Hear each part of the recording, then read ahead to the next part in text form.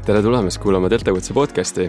Esimest korda meil toimub siis ühe teema arutus kahes osas, mis lihtsalt peegeldab seda, kui keeruline ja mahukas kogu see teema on. Nii et nüüd me siis jätkame Severini ja Otiga ühe siis hingamispuudulikkuse juhtumi lahendamist ja me oleme jõudnud EMO-sse. Transport möödus meil siis probleemideta ja EMO-s on hästi suur osa on siis haige üleandmine. Me läksime Tartusse ja Tartus siis anname haige üle kasutades siis ESPAR mnemoonikat, mis on siis Situation Background Assessment ja Recommendations. Ja siis me räägime neile, teeme siis väikse niisuguse kokkuvõtte sellest haigest ja meie käsitlusest. 42-aastane naispatsient, kellel 3 päeva tagasi tekkis hingamispuudulikkus, mis süvenes täna teadushäireks ja tugevaks hingamispuudulikkuseks. Patsiendil on varasemalt kahtlustatud astmat ning seetõttu välja kirjutatud Ventolini inhalatsioonid. Muid ravimeid igapäevaselt patsient ei võta. Patsient oli sündmuskohal teadusel, Glasgow 14, hingamist avatud, näost sünnootiline ning esimene saturatsioon ruumi õhul oli 72. Hemodünaamiliselt stabiilne, glükoos 8,2 ja kehatemperatuur 36,5. Mingit antipüreetilist ravi ei ole meilt ega ka kodus saanud. Patsient kaasuvalt adipoosne, kehamassiindeks 37. Ja hetkel on siis meie põhihüpotees rasvumise hüpoventilatsiooni sündroom ja ravist sai ta inhalatsioone ja alustasime ka CPAP raviga. Piip on hetkel 10 ja sellega on siis saturatsioon tõusnud 90% peale. Kas on veel midagi Severin Ott lisada sinna sellele kokkuvõttele? See, et tal on rasvumise hüpoventilatsiooni sündroom ei seleta, miks ta praegu on dekompenseerunud. Et mis seal taustal on? Et kas on mingit infot, et miks ta nüüd hiljuti on dekompenseerunud, aga meil vist ei ole seda. Meiega kaasa seda ei tulnud sealt. Seda teooriat või, aga see on väga hea tähelepanek, et mis kas või sama sündroomiga võib olla, et kui teoritiseerida, et mis sa arvad, mis see dekompensatsiooni põhjus hetkel võib olla? Ma arvan, et väga palju erinevaid võib olla hingamisteede infektsioon, mingi muu infektsioon, mis tõstab nagu metaboolset koormust, võib olla südamepuudulikkuse dekompensatsioon, näiteks tursete süvenemine, kopsupaisu, kopsuturse lisandumine, et need haigused ei ole kuidagi üksteist välistavad. Aga tõesti jah, et infektsioonid on sagedased, südamepuudulikkuse kaasnemine on usutav ja see võib mis iganes põhjusel, kas diureetikumide ärajäämine või ebapiisavus või uus rütmihäire, aga sellest me muidugi seda meil ei olnud. Ja, seda me veel täpselt ei oska hinnata. Võib-olla lisan veel selle, võib-olla see on hästi teoreetiline, aga ütleme ka selle, et mis iganes põhjusel haige tundis, et tal hingamine läheb raskemaks juba, et võib-olla oli ka viimastel päevadel rohkem mingisugust igapäevast koormust tal, et tundis, et natuke raskem hingata, kasutas oma Ventolini inhalaatorit sagedamini, mis võib-olla tema ainevahetuslikku sükest mõju ka suurendas ja see võis olla ka üks teoreetiline komponent seal. Et leevendust ei tulnud, lasi rohkem, ikka ei tulnud, lasi veel rohkem. Ise põhjustatud komponent juures. Severin, kui nüüd selline haige tuuakse REM-saali, nüüd me saame, sujuvalt kehastuda üle siis kiirabiarstidest siis EMO-arstideks või vähemalt REM-saali arstideks. Mis su prioriteedid oleksid, et mis su võib-olla esimesed korraldused oleksid, et mis see plaan selle haigega võiks olla? No kuna see haige on juba CPAP-iga abistatud hingamisega, et siis kindlasti ei ole mõistlik tegu ja CPAP on tal 10, eks ju, mis on ikkagi suhteliselt suur number selles situatsioonis, et siis ei ole mõistlik seda lihtsalt maha võtta ja vaadata, mis saab, eriti kui kiirabilt täpsustades selgub, et selle mõjul on situatsioon mõnevõrra paranenud patsiendi seisundi osas, et siis peaks kindlasti ka mehaanilise abivahendiga jätkama, aga haiglas ja võib-olla see CPAP üksi jääb ka selliseks, raskesti tiitritavaks, et meil on ju kasutada hingamisaparaadid, et siis paneks ta mitteinvasiivsele ventilatsioonile või sellele nõnda nimetatud NIV-printsiipi rakendaks, non-invasive ventilation. Millised parameetrid nüüd aparaadile keerata, kui CPAP 10 oli olemas, siis piip-tase ilmselt oleks esialgu sama. Küsimus, kas see haige vajab ikkagi sissehingamiseks ka veel lisaabi, ehk siis enamasti me kasutame ju sellist pressure support või rõhuga abistavat põhimõtet, et kas ta vajab ka sissehingamiseks rõhutoetust lisaks. võib-olla sellises kontekstis oleneb haige hingamistööst, aga tavaliselt eeldaks, et see on ikkagi vajalik, et siis mingisuguse 5-10 vahemikus sellise toetava rõhu paneks alustuseks ka, jälgiks, et kui suured need hingamismahud sellega on, ehk siis selle abistava toetava rõhu suurust saaks tiitrida just hingamisaparaadi poolt mõõdetud mahtude alusel ja kolmas põhiparameeter on siis hapniku kontsentratsioon, mis ühest küljest sõltubki patsiendi hetkesaturatsioonist ja üldseisundist ja just nendest mõtetest, millest me rääkisime eelnevas etapis. Praegu on saturatsioon 90. 90, oleneb, kui patsiendi ütleme, seisund ja teadvusseisund midagi halvenenud ei ole, on samasugused selle foonil olnud, et võib-olla siis kuskil alustakski keskmise mingi 50%-ga ja vastavalt situatsioonile siis tiitriks seda vajadusel üles või allapoole. Mis see eesmärkväärtus võiks antud patsiendil olla saturatsiooni osas? Saturatsiooni eesmärk sellistel haigetel, soovituste järgi on kuni 92, eks ju, et kõrgemaks ei peakski seda tõstma, aga kõik sõltub sellest, mida patsient nii-öelda talub. Et alati sellistes situatsioonides me peame leidma mingeid kompromisse ja ühte sobivat numbrit kõikidele sama tüüpi patsientidele tuua on väga keeruline, nii et üldiselt, kui see saturatsioon seal 90 juures parandab patsiendi seisundit ja patsient seda talub ilusti, siis ilmtingimata ei peagi seda agressiivselt parandama. Pigem on alati küsimus, et mis on see miinimum võib-olla saturatsiooni number, mida patsient ohutult võiks taluda, aga selle hindamine on üsna kompleksne ja ei olegi nii väga lihtne ja miks soovitustes võib-olla see 92 on toodud, et sellel haigel võib-olla oksuhemoglobiini dissotsiatsioonikõver, mis siin natuke läks jälle vist terminoloogiliselt keeruliseks, aga põhimõtteliselt seos nii-öelda selle arteriaalse vere hapniku osarõhu ja hemoglobiini saturatsiooni vahel, et kui see hemoglobiini hapniku sidumisvõime on tavapärane, siis selline saturatsiooni number korreleerub umbes 70 verehapniku osarõhuga ja et jätta siia väike pluss-miinus niisugune reserv, siis see võiks olla selline enam-vähem füsioloogiliselt talutav keskmisele patsiendile. Ja lisaks NIV-ile on meil olemas ka HiFlow, mis on, ütleme, EMO-des kättesaadav. Et Ott, miks HiFlow antud juhul ei toimiks? Või toimiks? Ma isegi ei ütleks, et ei toimiks, aga selle põhjal, mis me patsiendi kohta praegu teame, et ma arvan, me ei ole maininud ühtegi veregaaside analüüsi, aga kui me räägime, et meie keskne hüpotees on rasvumise hüpoventilatsiooni sündroom, mis on hüperkapniline hingamispuudulikkus, on see, mida see põhjustab, siis hüperkapnilise hingamispuudulikkuse dekompensatsiooni korral on NIV kindlasti tõhusam kui HiFlow. HiFlow võib olla mingisugune roll pikemaajaliselt, kui seda haiget ravitakse, et lasta tal vahepeal näol puhata ja niimoodi, et HiFlow ka sellist haiget natukene aitab, et ta tekitab mõningast piipi, umbes kuni maksimaalselt võib-olla 8. Kas see on, et umbes 10 liitrit korreleerub 1 millimeetri elavõbelsamba piibiga? Kui sa nii ütled, aga et minu umbmäärane teadmine on, et kui on 60 liitrit minutis, suu on kinni, siis ligikaudu 8 või 10 võib seal neelus saavutada selle rõhu. Et see on üks mõju ja teine mõju on see, et ta uhub välja surnud ruumi ninas ja neelus, seega ta vähendab seda minutiventilatsiooni, mis patsient peab tegema sama alveolaarventilatsiooni saavutamiseks. Et me saame lihtsalt piiva panna madalama, et ei, ta peab tegema sama koguse süsihappegasi eemaldamiseks vähem ise tööd. Ja see on ka soodne tema jaoks. Et sellel HiFlow'l on võimalik roll küll, aga nagu minu tõendusest on see, et NIV on selgelt eelistatum selles olukorras. Ma kuulsin, et sa mainisid Astrupi analüüsi. Kas sa soovid seda? Jaa, et kui meil on esmased tegevused tehtud, siis meil on seda küll vaja. Kuna ma olen ka anestesioloogia resident, siis ma võin väga hea meelega arterikanüüli panna ja sealt saame siis Astrupi analüüsi.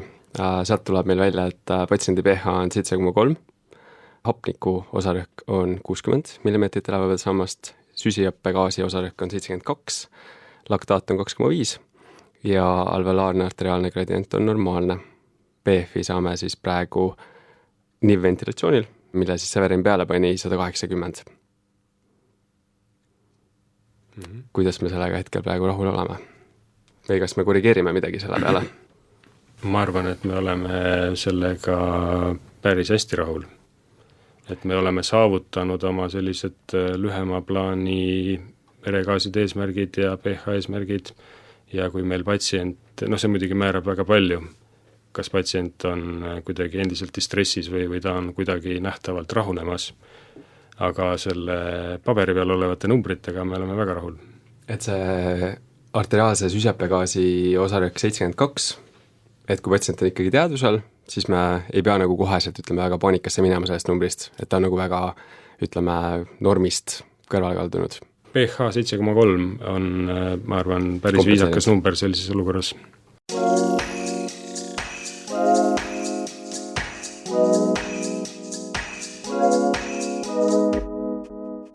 Üks hästi hea skooring, võib-olla just nagu mis aitaks siis hinnata on Hocor skoor, et kas Severin saad sa natukene sellest seda tutvustada?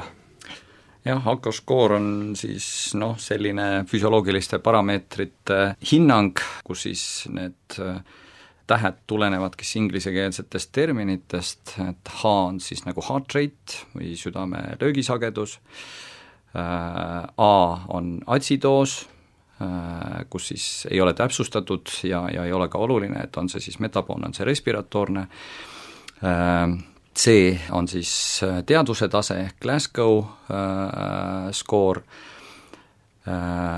O on oksügenisatsioon ja R on siis hingamissagedus.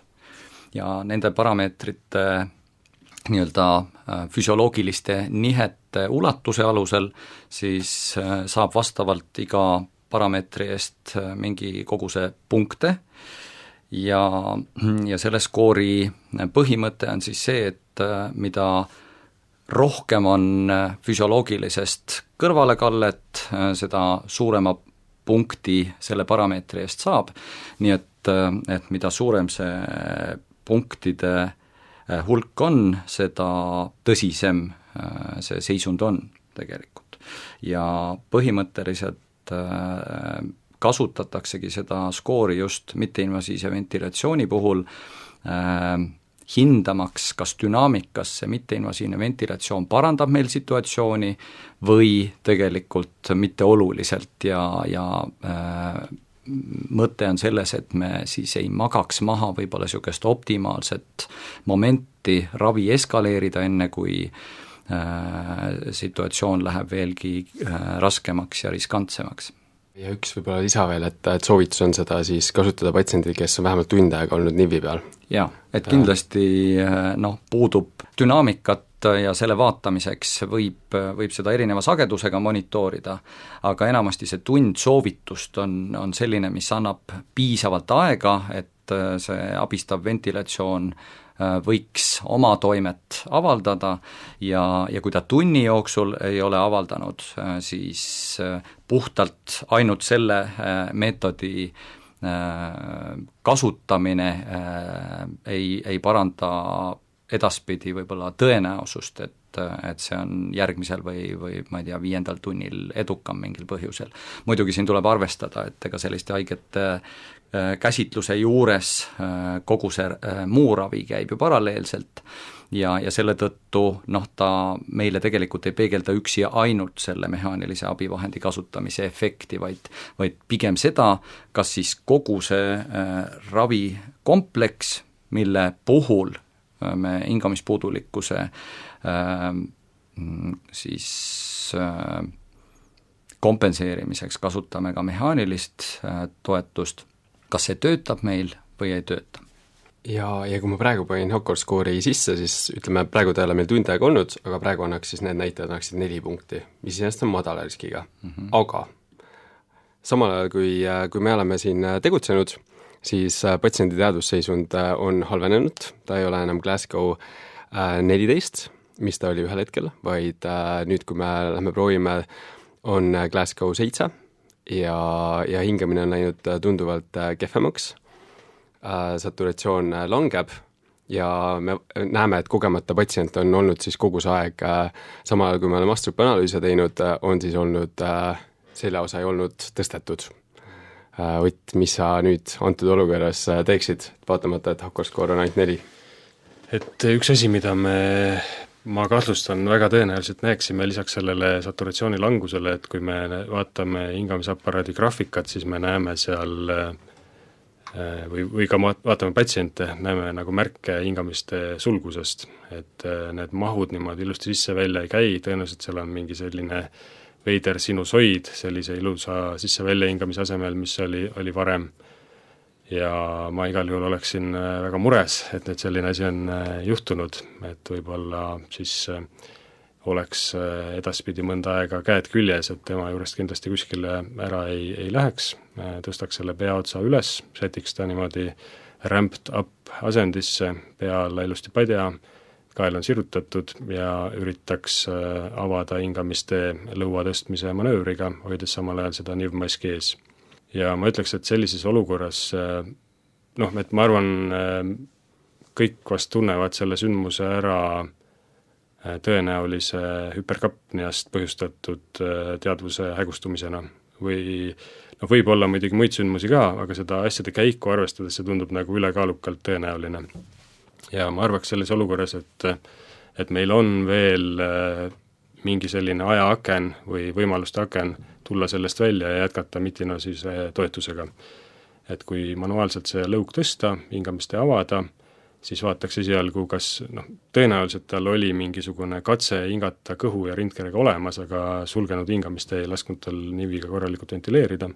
Kui see toimib, siis vaataks, kuidas ta hingab, kuidas need mahud on, võib-olla tõstaks rõhutoetust võrreldes varasemaga, et suurendada minuti ventilatsiooni, aga kui see ei toimi, siis ma kaaluks teha lühikese katse ventileerida teda kontrollitud režiimil niviga, hoides hingamisteed lahti. Kindlasti sellise katse ajal on täiesti välistatud tema juurest kuskile ära minna. Et see katse kas lõpeb sellega, et ta ärkab üles või sellega, et me valmistume intubatsiooniks ja intubeerime ta ära.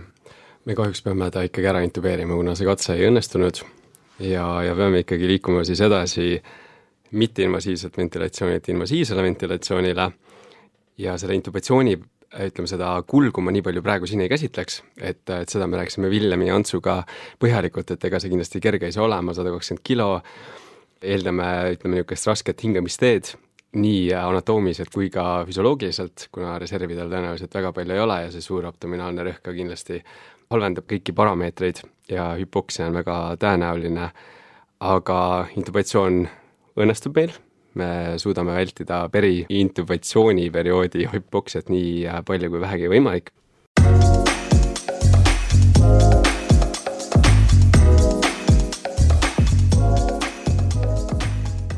Üks küsimus, mis võib-olla kuulajatel ka tekkis, nii, küsi. Et me ei lähe muudesse intubatsiooni detailidesse, aga meil oli FiO2 näiteks 50, millega need veregaasid olid saavutatud või. Nüüd patsient kaotas teadvuse, eeldame, et see oli üle hüperkapnia mõju.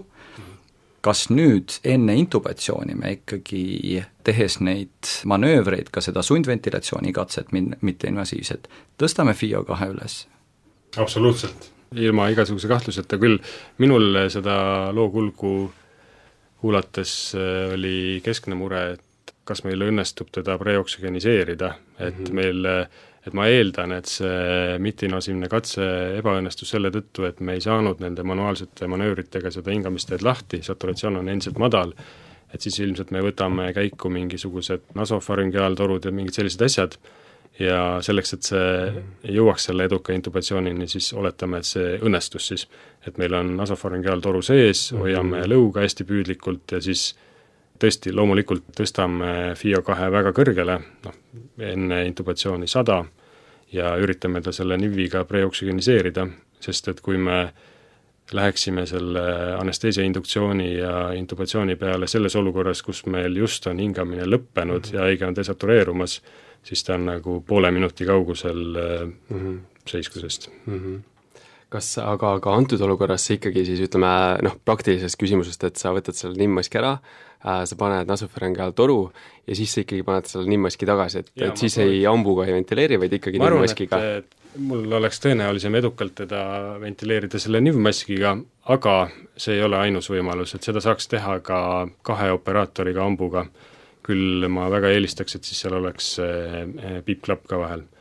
Aga kindlasti ma arvaks, et ma ei saa teda ventileerida, hoides ühe käega maski ja teisega vajutades seda kotti. Et ta on kindlasti nagu väga, väga keeruline kogu see protsess ja võib-olla kui tulla nagu siia poole, et kui kiiresti küsida Severin, et mis ravimeid sa antud induktsiooniks kasutaksid, lihtsalt ütleme siis hüpnootikumidest ja analgeetikumidest ja relaksandist? No ikkagi ma arvan, et esketamiin oleks võib-olla kõige tõhusam ja ohutum valik, aga praktikas võib-olla ikkagi sellistel haigetel, kui tal hemodünaamika eelnevalt ikkagi lubab, siis ka propofool, ma arvan, omal kohal ja kindlasti mingisugune võimalikult kiire ja lühitoimeline müürelaksant, et enamasti haiglas me kasutame ikkagi rokurooniumi sellises situatsioonis. Küsimus on võib-olla selles samas taktikas, eks ju, et kas me teeme nii-öelda RSI protokolli järgi need ravimid nagu üksteise järgi, aga kui me siin just rõhutasime seda preoksügeniseerimise olulisust, siis antud juhul muidugi me selle teadvusseisundi kustutamise pärast võib-olla ei peagi nii palju muret tundma, et hüperkapnia tegi selle hüpnootikumi töö vähemalt osaliselt meie eest juba ära, mis ei tähenda, et võib-olla oleks väga mõistlik tegu seda haiget proovida hakata intubeerima ainult peale relaksandi panustamist, et ikkagi mingisugune hüpnootiline ravim võiks siin ka olla, küsimus on võib-olla doseerimises ja tiitrimises, aga just, et kindlasti mitte teha relaksanti ja intubatsiooni-katset enne, kui me oleme saavutanud antud situatsioonis nagu maksimaalselt hea saturatsiooni. Ja selles situatsioonis enam selle hüperkapnia süvenemise pärast muretseda ma ei pea. Ott, kas sa läheneksid samamoodi? Või on ravimite osas, jah? Ausalt öeldes ma läheneksin väga lihtsalt, et minu jaoks on alati erakorraline intubatsioon ketamiin, rokuroonium ja mina teen relaksandi enne ja kohe selle järel hüpnootikumi ja siis sellel ajal, kui toimub intubatsioon, siis ma tavaliselt palun manustada ka opioidi. Et need hüpnootikum ja relaksant lähevad enne, siis samal ajal, kui üksilda assisteerib intubeerimisega, on võimalus ka mingisugune kogus opioidi süstida. See on tõesti huvitav, et seal RSI nagu nendes guideline'ides on ka, et kes nagu teeb opioidi ja kes teeb üldse opioidi. Ma kindlasti ei teeks seda nagu seal varem, sest et ma ei tahaks pikendada aega kas teadvuse kaotusest või sellest hingamissageduse langusest kuni toru sissesaamiseni. Et selles olukorras mu fookus on küll selgelt nagu minimaalne aeg hingamise lõppemisest kuni toruni.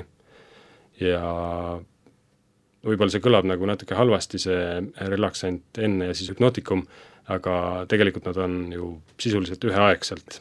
Ja see on siis rokuroonium 1,2 milligrammi per kilo just doosis antud patsiendil, kas ideaalkehakaalu järgi?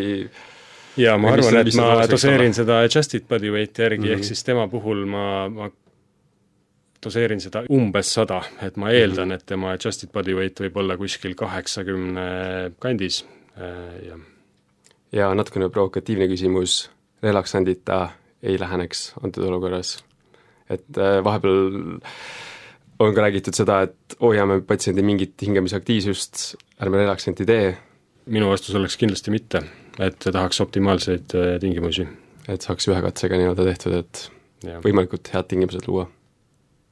Oleneb situatsioonist, jah, ka pigem ongi, et kui need on sulle tuttavad ravimid, sa oled seda korduvalt teinud, sul on kogemus, siis ma arvan ka, et kindlasti tegelikult igas situatsioonis, eks ju, maksimaalselt soodsad tingimused on hädavajalikud, mis määravad hästi palju seda tulemust. Ma lihtsalt võin öelda, et võib-olla siin meie praktikas on kriitilistes situatsioonides kasutatud ka ilma relaksandita intubatsiooni tingimustes, kus patsient on tõesti täiesti lõtv ja sellist ütleme minimaalse omahingamisaktiivsusega, sisuliselt see võib-olla selles kontekstis ei ole päris üks-ühele ja õige võrdlus, aga umbes nagu agonaalsetes seisundites, eks ju. Aga antud olukorras me nagu eeldame ikka tugevamat aktiivsust. Just. Nii et antud situatsioonis kindlasti ma arvan, et ma kasutaks relaksanti.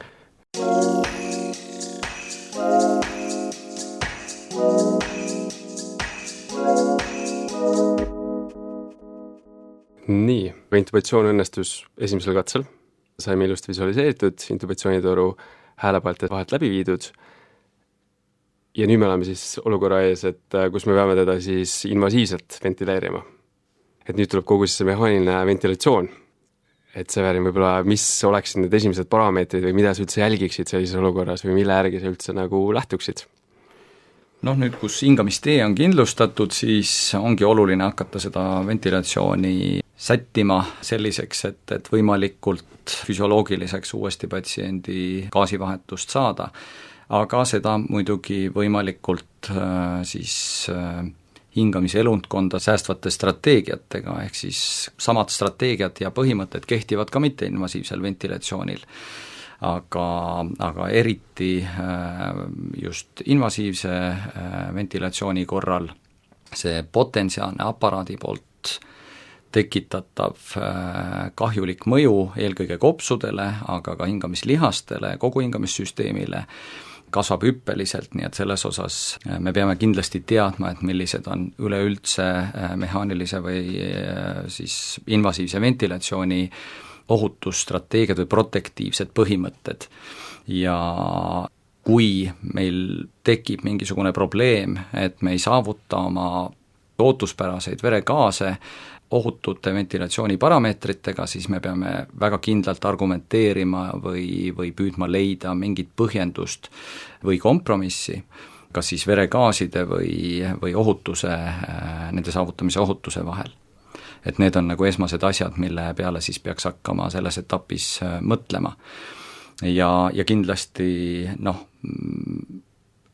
teha selgeks, et mis tüüpi domineeriv hingamismehaanika häire antud kontekstis käigus on, see määrab meie taktika selles etapis. Mis need 2 tüüpi on?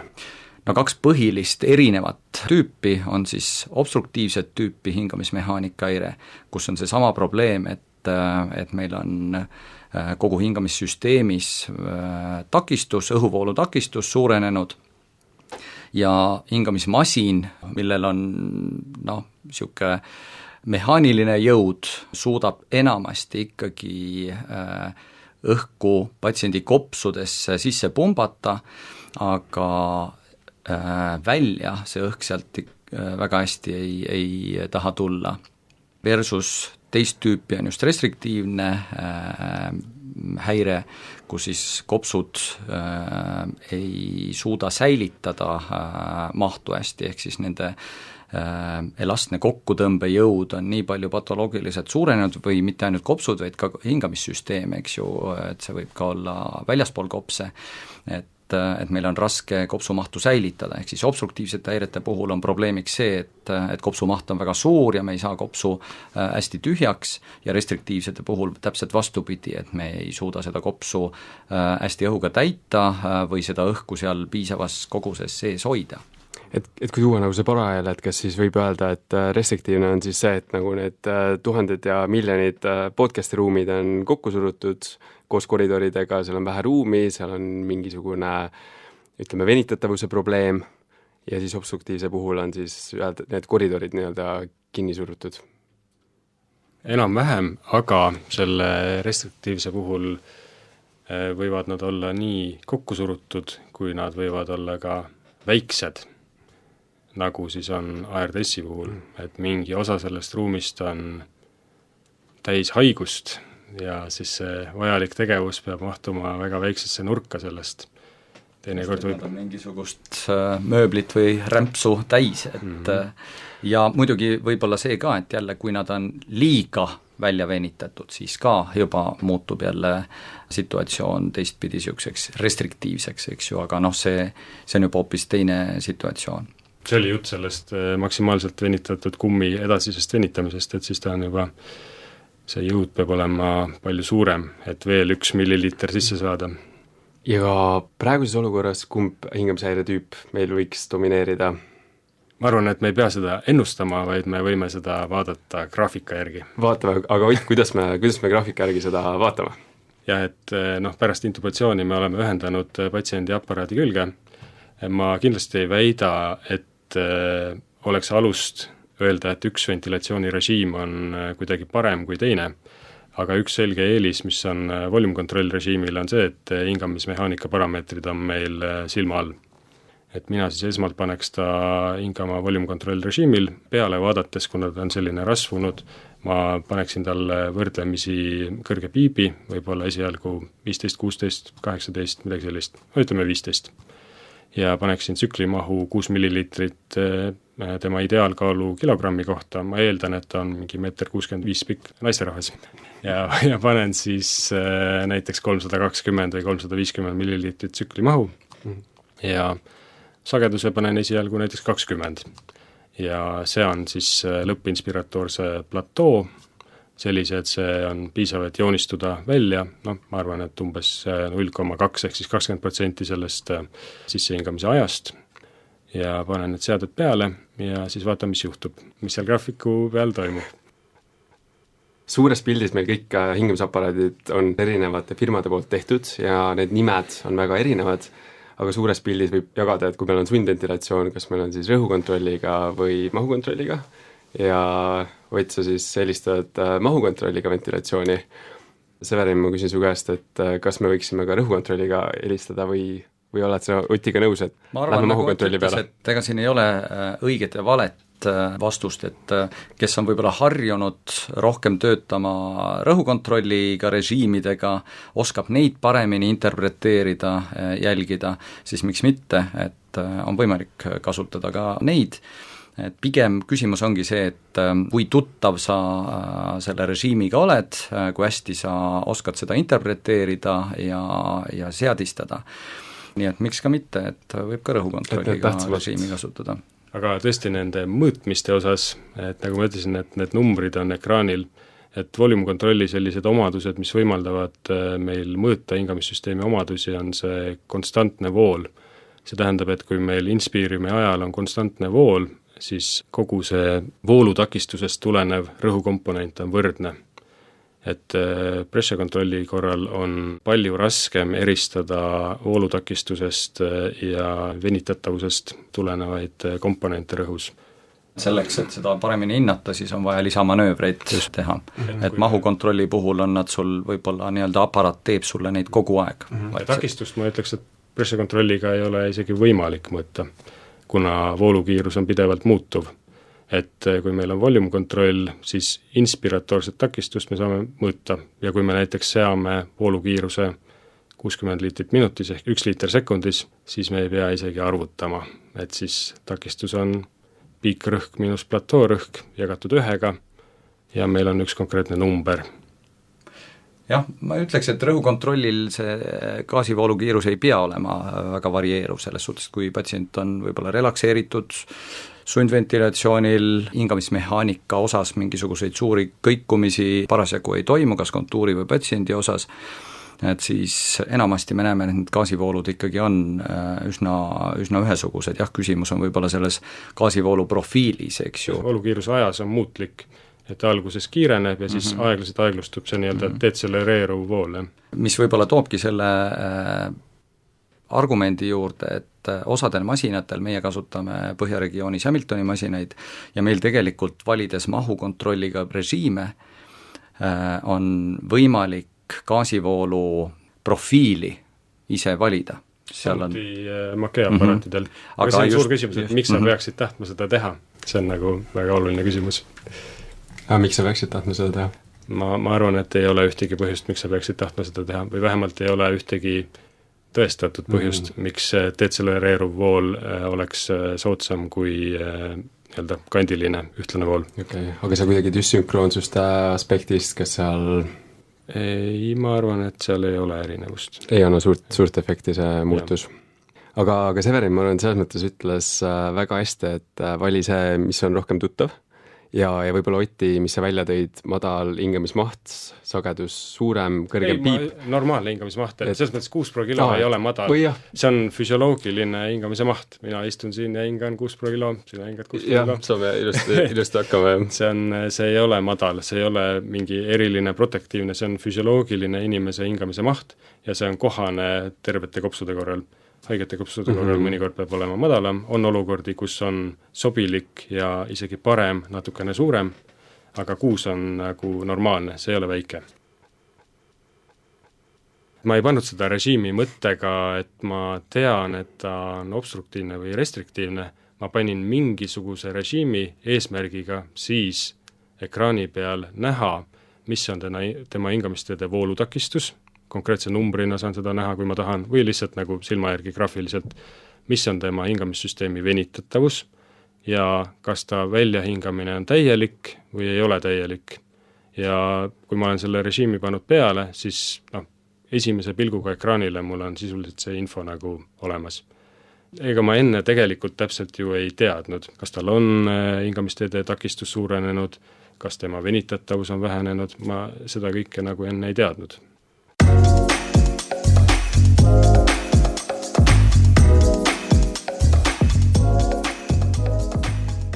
Võib-olla tulleski siia nagu ütleme selle ohutu ventilatsiooni juurde, et praegu me elame siis olukorras, kus ta on juhitaval hingamisel, ehk siis me kardame vilit, ventilator-induced lung injury, või vähemalt tahame nagu seda vältida. Ja just siis nende alveolide ülevenitatavuse aspektist, et sa korraks ka mainisid seda, et Experium oleks piisavalt pikk, et mida täpselt seal jälgida ja et kui oluline just see on selle sama auto või sisemise piibi tekke vältimiseks. Et sellest natukene rääkida. Et kui me oleme sellise režiimi pannud ja me näeme, et Experiumis ei jõua vool nulli enne kui algab järgmine sissehingamine, siis see tähendab, et ta alustab järgmist sissehingamist enne kui ta on eelneva mahu täielikult välja hinganud, ehk siis ta kogub mahtu kopsudesse juurde, ta üle puhitub. Et sisuliselt see, kui vool ei jõua nulli, tähendab meile, et esineb sisemine piip. Sama moment, et kui me oleme siin podcasti ruumis, et õhku tuleb peale, aga see õhk ei välju piisavalt ja siis see podcasti ruum nagu suureneb ja suureneb ja suureneb. Pluss siis ukse pealt mõõtes me arvame, et ta väljub küll hästi, aga kui me tuleme sisse, siis selgub, et oi, siin on palju rohkem õhku, kui me arvasime, et me oleme tellinud siia. Sisemine piip tähendabki siis seda, et alveolides jääb rõhk kõrgemaks, kui on hingamiste otsas. Ehk sinna alveolidesse jääb Experiumi lõpus kõrgem rõhk, kui me oleme justkui soovinud neile avaldada. Aga kuidas me saame teada, et mis siin podcasti ruumis rõhk on? Mis see sisemine piip on? Et kui see haige on, ta on värskelt pandud narkoosi, ta on relakseeritud ja ta on täiesti passiivne, tal ei ole oma hingamisaktiivsust, siis me saame teha lõppekspiratoorse pausi. Et kuna inimestel, kellel esineb sisemine piip, on väljahingamistakistus, sisuliselt see tähendab seda, et see aeg, mis neil kulub täielikuks väljahingamiseks, on väga pikk. Hingamissüsteemi ajakonstant on väga pikk ja tavaliste nende hingamistsüklite vahel, mis me alguses seadsime, see aeg oli liiga lühike, ta ei jõudnud täielikult välja hingata.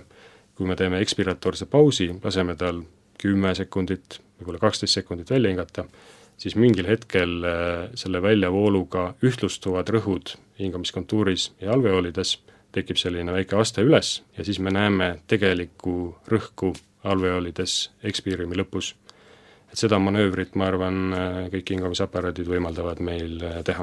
Et sa soovitad seda lõppekspiratoorset pausi teha siis kuni 12 sekundit isegi? 10-12 okay. Et lõpuks sa näed seda graafiliselt päris hästi sellist astme teket seal. Okay. Ja just sealt siis astme ülevalt võtta siis see näitaja? See on sisemine piip, jah. Okay. Et see alumine, ta alustab seda meie välise piibi pealt, sest et see on see rõhk, mis seal torustikus on väljahingamises. Aga siis mingi aja jooksul need aeglase voolu tagajärjel need rõhud ühtlustuvad, ehk siis alveolides olev rõhk jõuab ka sinna toru otsani ja siis me näeme seda tegelikku rõhku.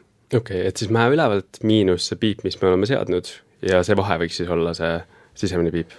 ja mõnikord seda väljendatakse nii, aga sisuliselt see sisemine, kogu see number 0-st kuni selle ülemise rõhuni on see rõhk, mis on alveolides ekspiiriumi lõpus. aga lihtsalt osa oleme nagu ise tekitanud, siis just, see nagu aga selle juures on oluline see, et see välise piibi ja sisemise piibi vahe ei ole nagu mingisugune konstant. Et see sisemine piip sõltub ajast, väljahingamise ajast põhiliselt.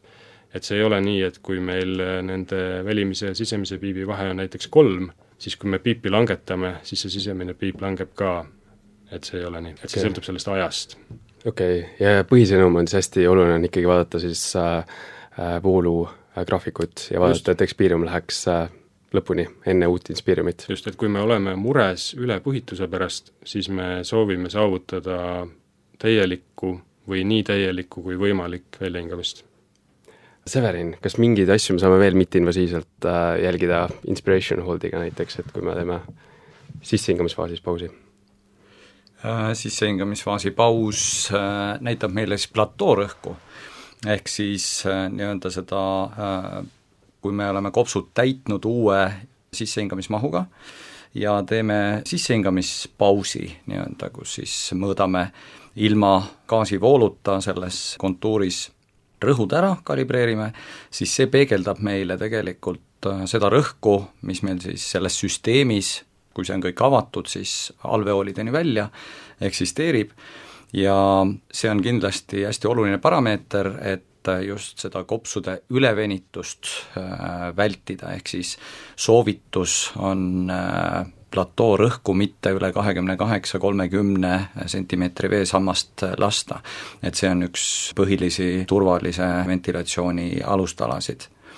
Nii et kindlasti ka see sissehingamise või inspiratoorne paus manööver on hästi oluline. Ja sealt saame arutada ka driving pressure'i. Ja, nii et kui siis ehk siis meil on hästi oluline teada, millist rõhku või jõudu me rakendasime selleks, et kopse uue mahuga täita. Seda nimetataksegi siis driving pressure'ks inglise keelest, eesti keeles sellele väga häid võib-olla alternatiive ei ole ja kirjanduses kasutatakse ka, et siis me ka võib-olla natuke sellepärast kasutame siin seda inglisekeelset terminit, aga põhimõtteliselt see ongi siis platoorõhu ja totaalse piiptaseme vahe, ehk siis inspiratoorse pausi ajal hinnatud rõhu ja ekspiratoorse pausi ajal hinnatud rõhkude vahe. Ja see võiks siis kindlasti peaks jääma alla 15 sentimeetri veesammast, tänapäeval räägitakse siis niisugusest nii-öelda kollasest tsoonist või ohutsoonist 12-15 isegi, ehk siis kui ta on teil 12 või vähem, et siis võib suhteliselt kindel olla, et mingit suurt drastilist kahju kopsudele aparaadiga ei põhjusta, aga kui ta teil on üle 15, siis peaks proovima hinnata, et miks see nii on ja võtma mingisuguseid järgnevaid samme, et kas me saame seda muuta. Et siis kokkuvõtlikult hoida siis platoorõhku 28 alla selle, driving pressure, ja võib-olla ka tähelepanek, et mitte siis lahutada piibi arvust, vaid siis totaalsest piibist. Et see võiks olla siis 14 või alla selle. Just, aga alati ei esine sisemist piipi, et väga-väga sageli kui sa näed, et vool jõuab 0, siis su seatud piip on tegelik piip ja siis sa ei pea mingit väljahingamismanöövrit tegema selleks. Ja mida Ott võib-olla rääkis ka, mis selle mahukontrolli kasutamisel annab väikse eelise, et kui kasutada sissepuhumisel ka inspiratoorset pausi juba nii-öelda väikest 0,2 sekundit, eks ju, siis tegelikult platoorõhk tuleb juba ka sealt. Et enamasti saab juba nii-öelda ühelt graafikult need parameetrid enam-vähem kätte.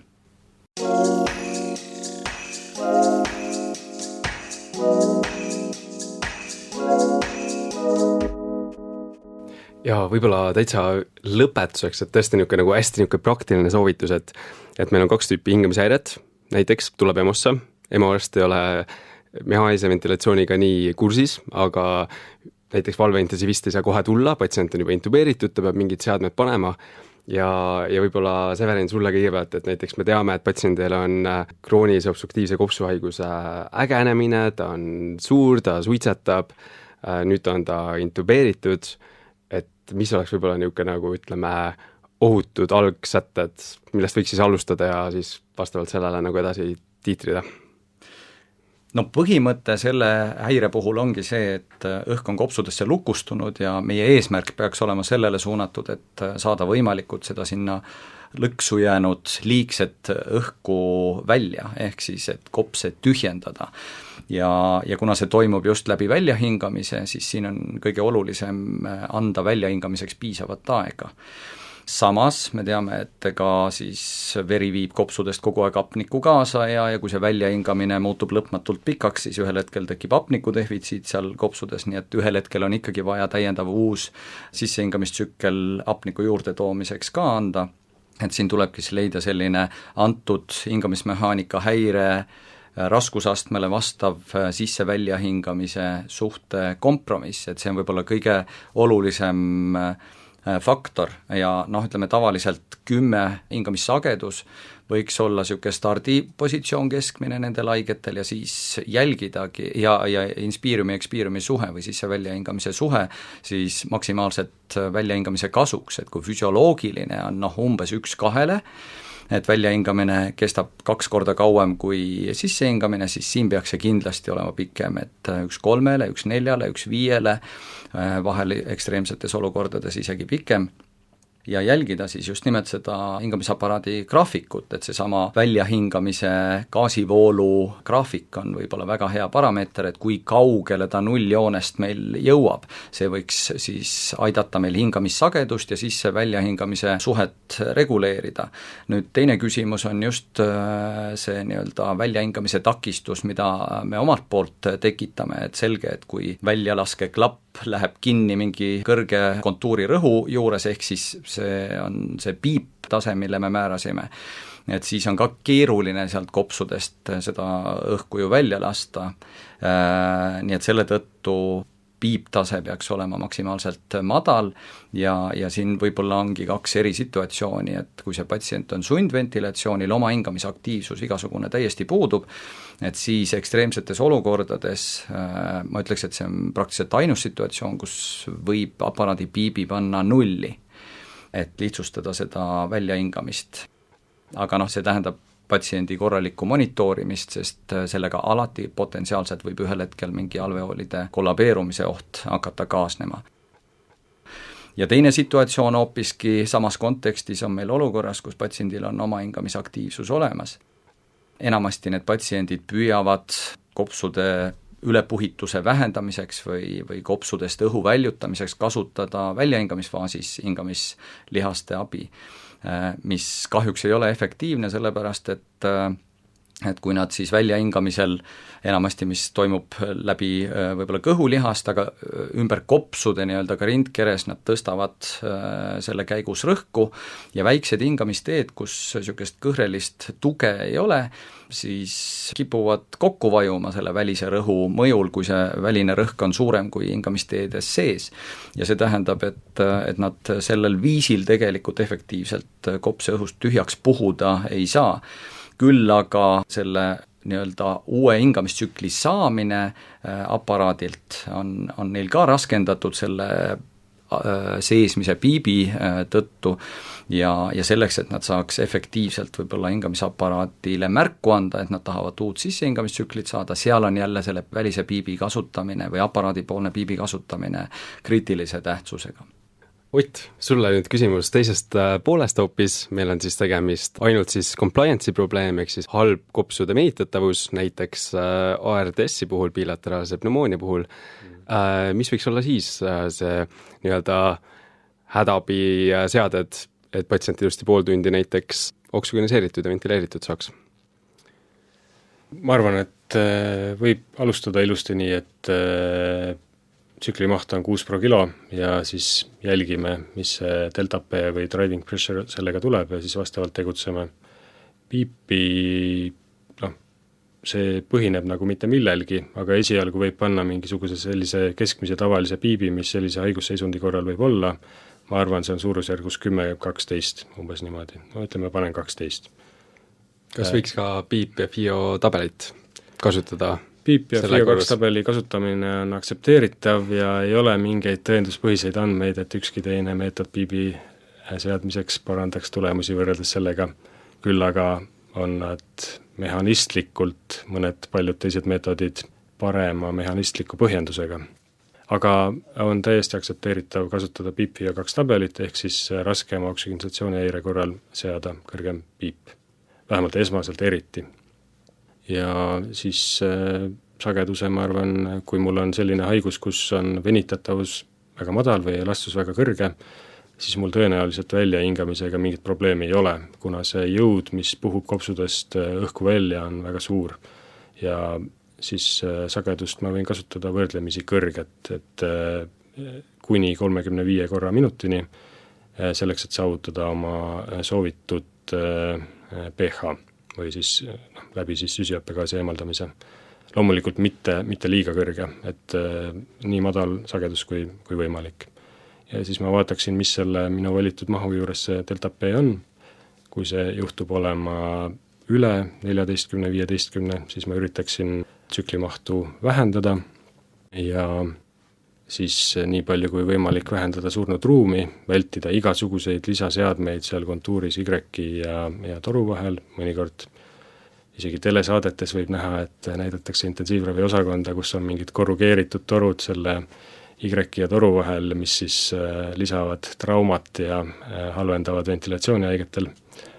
Aga neid on ju lihtne ära võtta ja taluksin siis sellises olukorras ka madalamat pH-d, võib-olla kuni 7,25, 7,3-ni, samal ajal patsienti jälgides, ega tal ei avaldu märke ägedast kopssüdamest. Ja piibi osas siis ma seal esmases faasis võib-olla lisaks sellele PO2 tabelile tiitriksin seda venitatavuse järgi, nii-öelda hingamissüsteemi mehaaniliste omaduste järgi, et olles selle sama mahuga volume control režiimil, muudaksin piipi ülespoole, vaataksin, kuidas selle sama mahu juures delta P muutub allapoole, aga ma arvan, et kui see on ka lihtsalt esialgu 12, siis see on okei. Piip VO2 tabelist võib raske oksügenatsiooni häire korral tulla 24, mis ma arvan võib-olla ei ole optimaalne, sest et tegelikult raskem oksügenatsiooni häire tingimata ei tähenda seda, et inimesel on suurem potentsiaal recruitmentiks. Et see on lihtsalt üks tabel, mis ühes uuringus kasutati, et see ei ole töötatud välja mingite andmete alusel. See on lihtsalt üks tabel, mis on olemas. Vähemalt väike abimees keerulises olukorras, millest lähtuda, kuigi selle evidents on nagu ta on. Aga suur aitäh, hea kuulaja, et sa selle maratonsaate vastu pidasid, et sa nii kaugele oled jõudnud. Ja suur aitäh saatekülalised, et te leidsite aja ja võimaluse sellest põnevast, aga keerulisest teemast rääkima tulla. Ma arvan, et see oli väga kasulik ja mina siit sain kindlasti palju häid nippe ja trikke ja mida täpselt siis jälgida. Me teeme ka sellest konspekti, proovime siis nagu niisugused põhiasjad ja põhisoovitused välja tuua. Minu poolt uuesti suur aitäh, et tulite. Aitäh! Ja ma luban, et järgmine kord tuleb natukene lühem osa, aga kindlasti sama põnev ja sama huvitav.